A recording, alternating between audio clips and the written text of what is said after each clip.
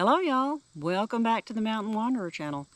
Today I have got a product. It's a power bank, a solar power bank. The company by the name of Goodaaa, I think is what it is. I don't know if it's Goodaaa like Australian or just Goodaaa. Reached out to me and asked if I was interested in trying out their solar power bank. And I told them I was, and that they were wanting me to do a test and review. And I told them that I would be doing an in-depth test of it and an honest review. And they said that was perfect. That's exactly what they wanted.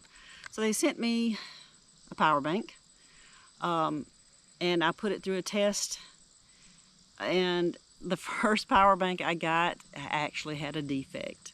It would not charge anything solar. And yes, I had put this out. They had already warned me that the solar feature on this was strictly for emergency use, and then not to rely on it. It would not charge very fast because it is such a small panel, and I knew that, but I left it out in the sun for like 7 days and it didn't charge, not even 1 bar. And then I charged it by 110 power or 120 and only got 2 charges out of this for my cell phone, which is a Galaxy S23. 2 charges, and this is a 36,000 milliamp power bank.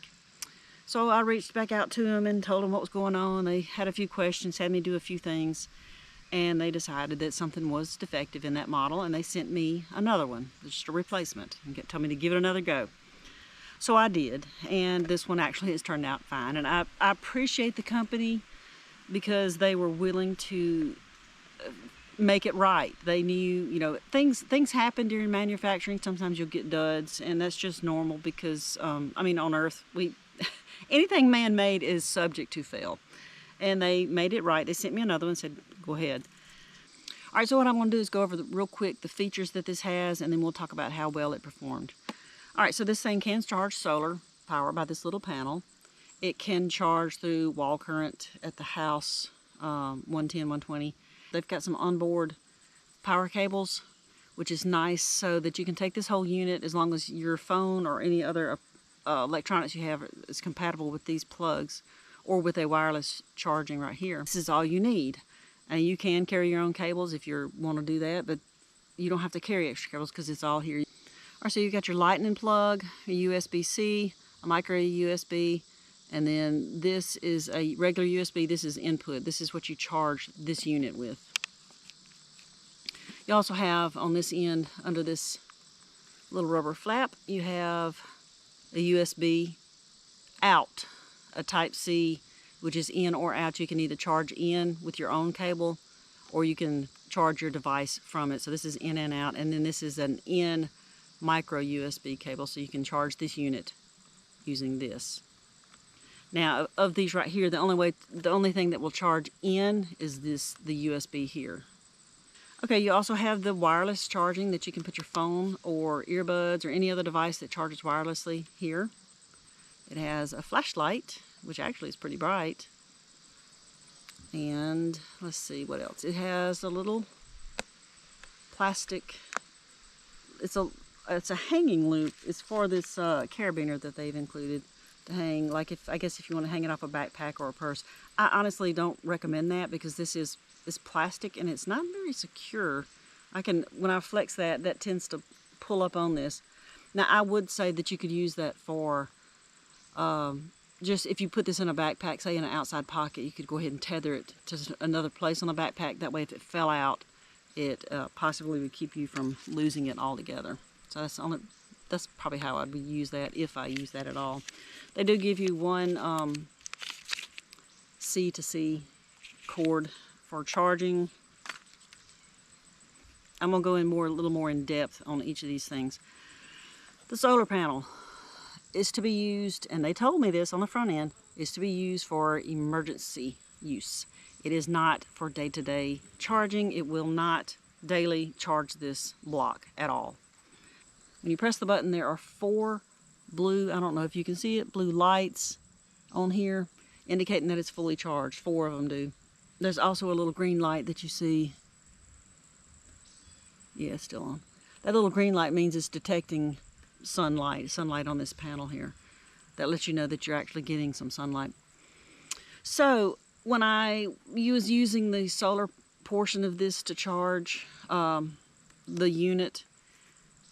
I put it out in the sun for, I think, 3 days and got 2 bars. Finally got 2 bars of charge on here, and I put it out another 4 days. I ended up putting it in the on the dashboard of my Suburban because I was traveling, so it didn't overheat. That was one of the precautions they say. Don't just leave this out in the heat, especially in the dashboard of a vehicle on a hot surface such as concrete, because it can actually cause this whole unit to overheat and cause the battery to bulge or explode. So I had this on my dash for another 4 days, but I was traveling, so it was in air-conditioned circumstances, so it did not overheat. And I finally got up to 3 bars. That was over the course of 7 days. 3 of it was in my yard, and then the other 4 on the dash. So it got up to 3 bars, and I was able to charge my phone 1.5 times from that, I think. Or maybe just 1. It was not a whole lot. But I will say I charged my phone from like 15% all the way up to 100%. So it did do that. So this is emergency use only. If you're, you know, out backpacking and you're lost and your phone has lost charge and you've depleted this battery, you can eventually get enough power out of the solar panel to charge phone to get out a emergency call. So don't plan on this being riding on your backpack or riding on anywhere and charging completely. It's slow. It's small. It's a small panel. They told me on the front end, don't expect it to do a whole lot. It is strictly for emergency use. Now, charging it from the household current, and I get 4 full bars, I get this thing completely full. I can get 4 charges for my phone, my Samsung Galaxy 23, 4 full charges out of this. I actually expected more because my Anchor, which is only a 20,000 amp, I can get 5 charges out of it, and it's supposedly a smaller smaller amount of juice, I guess is what you call it. I don't know about all the terminology. So I expected a little bit more out of it, but honestly, I'm not displeased with it because 4 times charging from a 15% or lower battery on my phone is not bad. So I mean, I could take this for a small backpacking trip and it would be just fine. The flashlight, like I said, it's pretty bright. I don't know that I would carry this as a flashlight. It would strictly be for an emergency use, but it actually is a pretty bright flashlight. But you hold the power button on the side here for 3 seconds to turn it on and to turn it off. Now, something I'll note about this that's a little bit different from my other battery banks is when I plug my phone up, when I've been testing this, I've been plugging it up at night when I go to sleep and just unplug it in the morning. This power bank is designed that it will shut off once my phone has reached 100%. Once this detects that the device has reached 100%, it shuts off. That's it. It won't start back up if my phone starts to drop back low 100%. So that's what I was noticing in the mornings when I got up. I'd pick up my phone, it'd be 98%, and I thought, I used up all the battery in here, but I did not. What happens is it's a protection feature to keep from overcharging the phone, which is fine. If I only lose 1 or 2% after it charges, that's okay. But to make it restart, well, you just push the button here, the power button, and it would bring it back up to the 100%. So that's not a big deal. It does charge my phone fully. I have noticed that when I charge this unit from this cord here, their onboard cord, it charges faster than if I use an external, like my power cord for my phone. But that's probably because my phone cord is, I think, 5 or 6 feet, and I know the longer the cord, the more you reduce your electricity that's coming in. At least I know that's the case with extension cords. The longer the cord, your power drops the further out you go. So that could be the issue. But anyway, it does charge fairly quickly with this, what's on there. And I have not actually tried charging it with their smaller cord here, but I expect to be probably similar results because it is a short cord. I really like the fact that these cords are built in here, because I have been on trips with my other battery banks and I've had an issue, have a cord that shorted out and I didn't have a backup. and I would have to hold it in a certain way or position it in a certain way so that it would actually charge my phone. So this is nice to have. I could still carry this to charge my phone, and if this failed, I could use this here because my phone is a USB-C. That's really nice. Or if I lost this, forgot to bring it, I've got that right there. The wireless charging works. Now on my phone, it does not, because of my socket that I've got on there, my little metal that actually goes in my Suburban.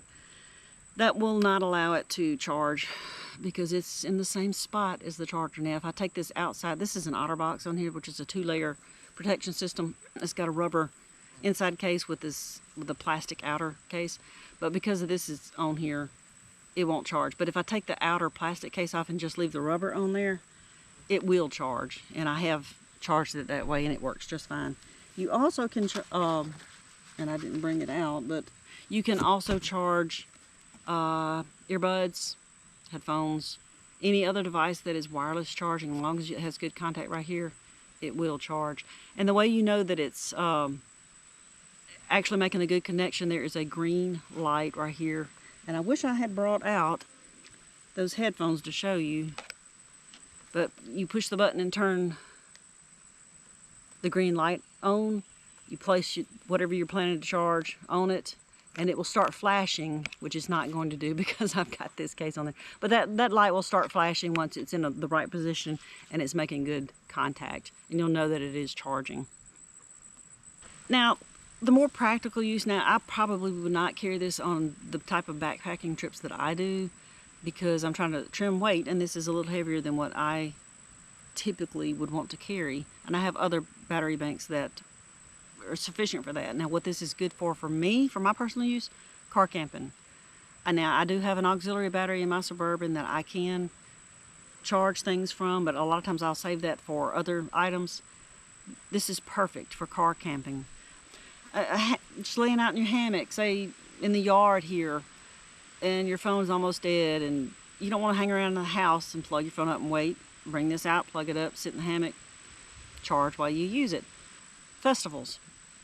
Throw this in your purse, in your bag, in your back pocket, and if your phone is starting to run down, plug it up. Also, for power outages at home. Now this is where I have actually used it the most.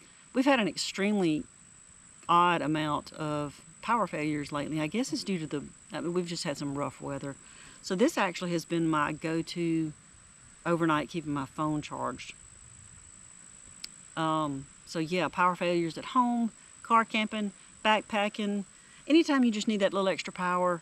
Yeah, it's a good unit if you're wanting something that's not terribly expensive, because some of these items can get, especially if you try to get some extra features with the solar panel, the flashlight, honestly, the built-in power cords to me are just worth it all the way. I don't have to worry about forgetting my cord or losing my cord. But this is a good unit. I recommend it. It has the company that backs it. That's what's really been impressive to me, is the fact that they after that first unit, they stayed in contact. They sent me this one. They check, say, hey, did you get it? Have you had a chance to test it? We're here for questions. Let us know if you're having troubles. We'll try to work. And I just let them know, everything's going fine. And I've enjoyed it. And they're just really good to reach out. They seem like they really care about the product, and the person who's using it, they really care that you're getting good use out of it. They have a 12-month warranty on this, that if anything comes up, they will replace it, which is more than what other items, they usually have, 90 days, some of them do. After that, it's like, you're on your own, sorry. But this is a full year of warranty on this, so I'm really pleased with that. That just really shows what a wonderful company they are, and they really care about their products and the people who use them. Now, I was going to go back through. They do give you the user guide that just kind of tells you. They have the troubleshooting. Oh yeah, you can charge more than one thing at a time. Like if I wanted to put my earbuds here and charge them on the wireless charging, which they will do, then I can also plug up my phone and charge at the same time. which is pretty nice. And I guess if you had another device that used the lightning plug, you could do that as well. Now, I don't know how far that would go with 3 things going, but I'm sure 2 would work fine. So you can do multiple devices at a time. That's pretty nice. They go over some safety instructions about not letting it overheat and how to avoid that. Not to immerse it in water, which, I mean, that's just common sense. They give their warranty, their customer service, and how to reach them. I think it's a good product. I would recommend it for anyone looking for this type of product with a solar panel and all. I think the company is really, they stand behind their products, and I appreciate that so much. As with any product, there's always going to be something that's not just quite right. And with this one, the only thing I can say that I wish could be changed, and I don't know how to do it, but they can do it, is this little thing right here. This basically covers these ports here where you can charge the unit, and you can also charge your phone and everything from your electronics. This rubber piece is so hard to get back in here, and it drives me insane. I know you have to push this little thing down inside the slot and then push around the edge, but it doesn't just want to go sit in there very easily. You just have to manipulate it some, and it'll finally go in. But once it's in, it stays in. But when you pull it back out, it's just kind of a booger to get back in. It's a little annoying, because I'm used to, like, the little rubber caps like on my phone. I'm used to being able to push it in and then be done with it. So that's a minor annoyance. That may be something they may want to work on. That would be the only thing I think that they could improve on. The case itself feels nice. It's not real slippery like my other ones that slide everywhere. It has a good rubberized side piece, textured here, so that it's not just flying everywhere like my other ones. Seems to be pretty rugged. Looks like a good rugged case. These things snap in very well and stay. They aren't flopping everywhere, which is really nice. I appreciate that. All right, y'all, if this video was helpful to you, I'd appreciate a thumbs up and subscribe to my channel if you haven't already. We'll see y'all later. Y'all stay wild.